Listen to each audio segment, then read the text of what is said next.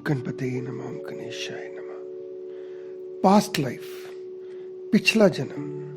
पिछले जन्म में मैं क्या था, अगले जन्म में मैं क्या होऊंगा, मेरी ये लाइफ कैसी चलेगी। ये एस्ट्रोलॉजी के बड़े मेजर क्वेश्चन रहते हैं। जो लोग एक लाइफ में लेवल अचीव कर जाते हैं, उनके दिमाग में हमेशा ये क्वेश्चन रहता है कि मेरी ये लाइफ आगे कैसे चलेगी और पीछे से मैं क्या लेके आया हूं। सो इस वीडियो में हम बात करेंगे पास्ट लाइफ के बारे में। वो एस्ट्रोलॉजिकल कॉम्बिनेशन जो ये बता सकते हैं कि आपका पिछले जन्म का लाइफ कैसा था। कई बार ये चीजें इसलिए जानना जरूरी हो जाती हैं कि आपको कई सपने आते हैं, कुछ इंट्यूशन होती है, आपको कुछ अननोन चीजों का डर रहता है। आप जानते नहीं, किसी को आग का, किसी को हाइट का, किसी को रोड एक्सीडेंट का, कुछ चीजों के साथ आपका इंटरेस्ट रहता है।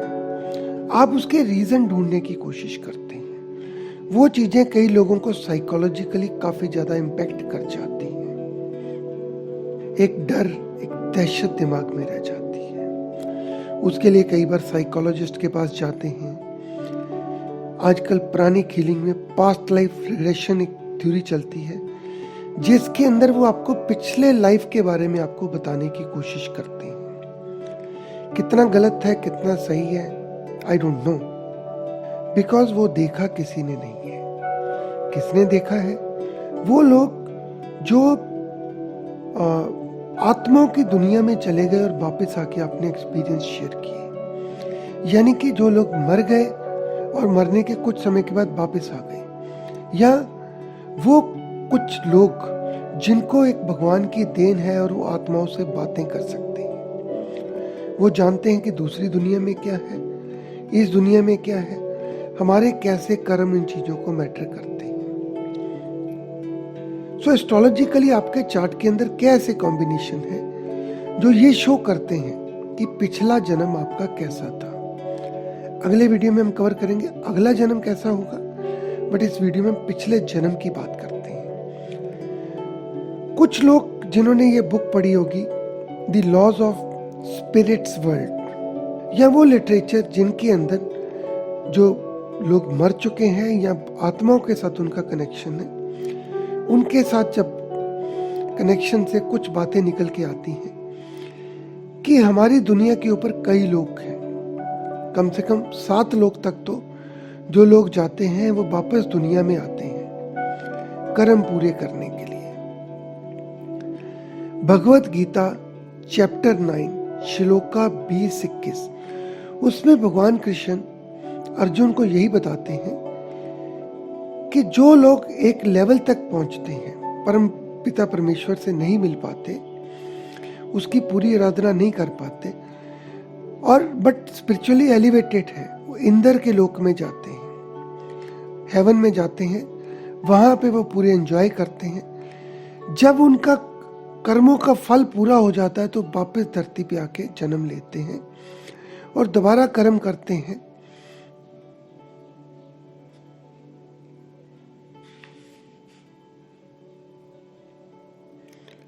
और जो लोग इंद्र लोक से ऊपर भगवान की दुनिया में चले जाते हैं वो वापस नहीं आते हैं।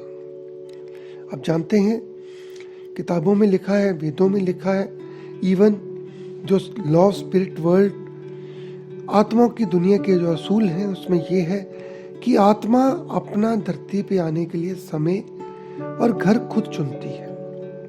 कैसे चुनती है? क्योंकि उसको कर्म करके अपने आप को एलिवेट करना है ऊपर वाले लेवल पे जाने के लिए। सो जन्म कुंडली से उस चीज को कैसे देखेंगे कि पिछला जन्म उसका कैसा था, किस रूप में था वो। दोस्तों, ये चीजें हमारे शास्त्रों के बेस पे हैं, इनको उस तरीके से समझें। मान लीजिए किसी की जन्म कुंडली है, उसके अंदर 4 या उससे ज्यादा ग्रह उच्च राशि में हो, सब राशि में हो, तो ये समझे कि उसका पिछला जन्म उसने एक अच्छी लाइफ जी थी। कोई राजा, कोई हायर पर्सनैलिटी, ऐसी लाइफ से वो आदमी उठ के इस दुनिया में आया है।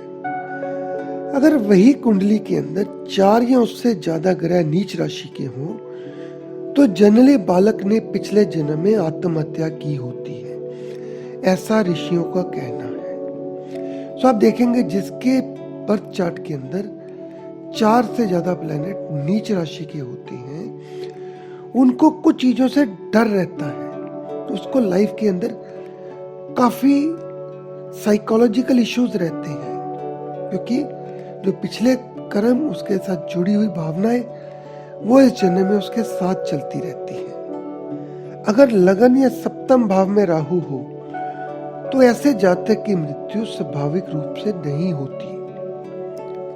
पिछले जन्म में उसकी जो मौत है वो अननेचुरल डेथ हुई होगी। दोस्तों, अगर चंद्रमा लगन में उच्च राशि का हो, सव राशि का हो, तो ये मान के चलें कि पिछले जन्म में वो एक अच्छा ओरेटर था, अच्छे दिल वाला था, उसके अच्छे कर्म थे। अगर लगन में गुरु बैठे हैं तो पिछले जन्म में वो एक एजुकेटेड आदमी था, ऋषियों की लैंग्वेज में वेद पाठी ब्राह्मण था, मगर आज के समय वेद पाठी ब्राह्मण कैटेगरी बहुत कम रह गई है। तो आप इसको ये मान के चलें कि पिछले जन्म में वो ज्ञान बांटता था, टीचर था, नॉलेजेबल था, अच्छे स्वभाव का था और धर्म पे चलता था।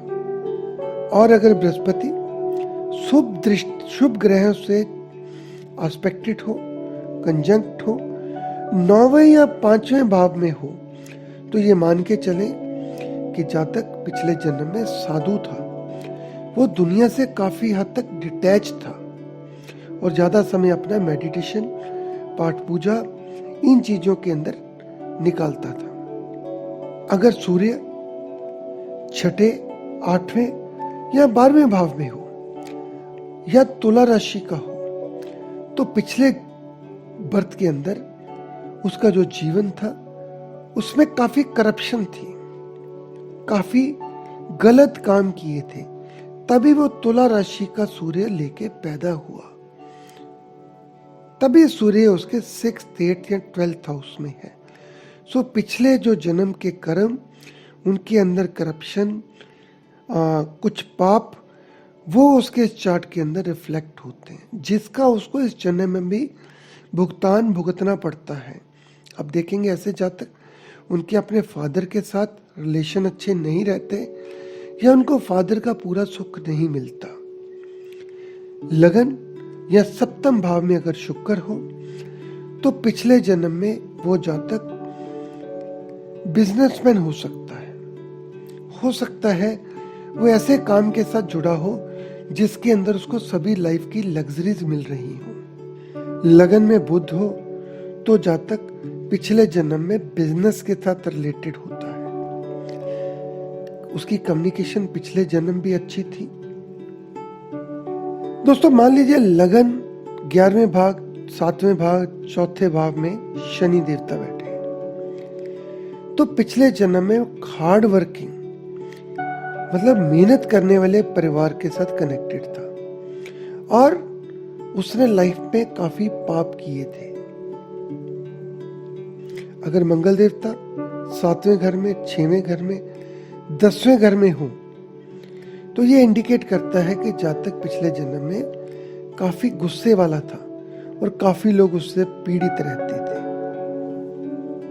मान लीजिए 11वें घर में सूरज है, 5वें में बृहस्पति है और 12th हाउस में शुक्र है, तो इसका मतलब पिछले जन्म में वो काफी लोगों की मदद करने वाला इंसान था, ऐसा भारतीय ऋषियों का कथन है। दोस्तों, ये कुछ कॉम्बिनेशंस हैं जो ये इंडिकेट करते हैं कि पिछली लाइफ आपकी कैसी रही, पिछला जन्म में आपका कैसा था। उन तीनों के कर्मों के रिजल्ट उसको इस जन्म में भोगने पड़ेंगे। और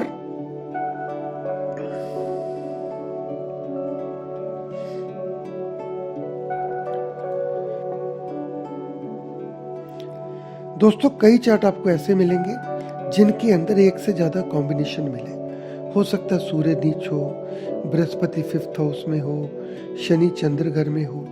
तो इसका मतलब ये है कि जातक पिछले जन्म में एक नीच घर में पैदा हुआ, पाप कार्यों में बिजी रहा, उसके बाद वो धर्म के रास्ते पे चलना शुरू हो गया। सो सिर्फ इसके अंदर एक प्लेनेट ही कॉम्बिनेशन डिसाइड नहीं करेगा, क्योंकि आपके ये पिछले जन्म का लाइफ पाथ है जिसके बेस पे आपको इस जन्म के रिजल्ट मिलेंगे।